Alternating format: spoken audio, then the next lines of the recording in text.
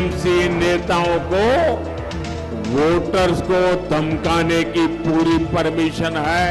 BJP नहीं आने वाला है और नहीं जीतेंगे, वो एनआरसी करके आपको भगा देंगे।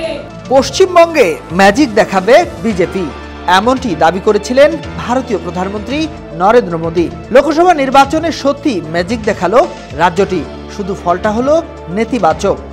বুথ ফেরত জরিপকে ভুল প্রমাণ করে ঝড় তুলেছে তৃণমূল কংগ্রেস।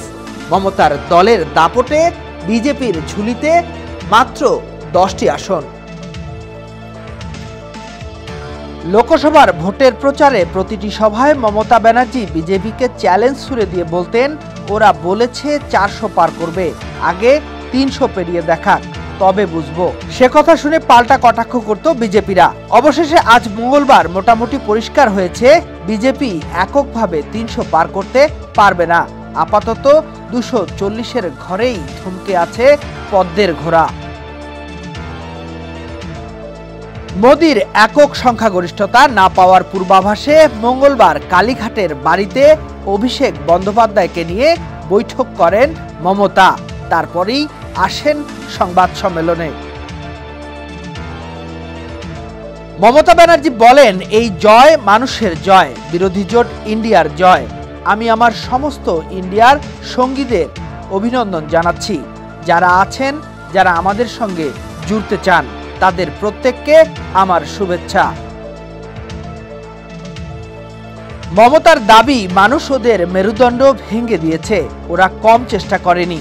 বিধায়ককে অর্থ দিয়েছে, ভয় দেখিয়েছে, কিন্তু শেষ পর্যন্ত কিছু করতে পারেনি। উল্টো যে অযোধ্যা নিয়ে ওরা এত কিছু করলো, সেখানেই হেরে গিয়েছে। মমতা আরো বলেন, আমি খুশি নরেন্দ্র মোদী হেরেছেন, মানুষ ওনাকে জবাব দিয়েছে, তার উচিত অবিলম্বে পদত্যাগ করা। মানুষ বিজেপির মেরুদণ্ড ভেঙে দিয়েছে বলেও মন্তব্য করেছেন ভারতের পশ্চিমবঙ্গের মুখ্যমন্ত্রী মমতা ব্যানার্জি। ভারতের লোকসভা নির্বাচনে ভোটের চূড়ান্ত ফলাফল প্রকাশ হতে কিছু সময় বাকি থাকলেও এখন পর্যন্ত পাওয়া ভোটের বুথ ফেরত ফলাফলে দেখা যাচ্ছে ভারতে একক সংখ্যাগরিষ্ঠতা হারাতে যাচ্ছেন নরেন্দ্র মোদীর ক্ষমতাসীন দল বিজেপি। গত 2 নির্বাচনে দলটি এককভাবে ক্ষমতায় যাওয়ার ম্যাজিক ফিগার 272 পেলেও এবার তারা বেশ পিছিয়ে পড়েছে। জোটগতভাবে এবার যেমন কম আসন পাচ্ছে, দলীয়ভাবেও তারা পিছিয়ে পড়েছে। সর্বশেষ পাওয়া খবর অনুযায়ী এখন পর্যন্ত বিজেপির প্রাপ্তি 239টি আসন।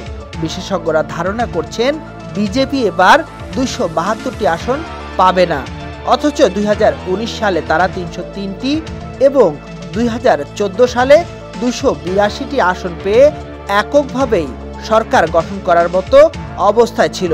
শরিকদের না নিলেও তারা সেই 2 সময়ে সরকার গঠন করতে পারত, কিন্তু এবার তাদের শরিকদের নিতেই হবে, ফলে শরিকরাও দর কষাকষি করতে পারবে। এদিকে প্রধানমন্ত্রী নরেন্দ্র মোদীর এনডিএ জোট টানা 3য় মেয়াদে ক্ষমতায় আসতে মরিয়া হয়ে উঠেছে।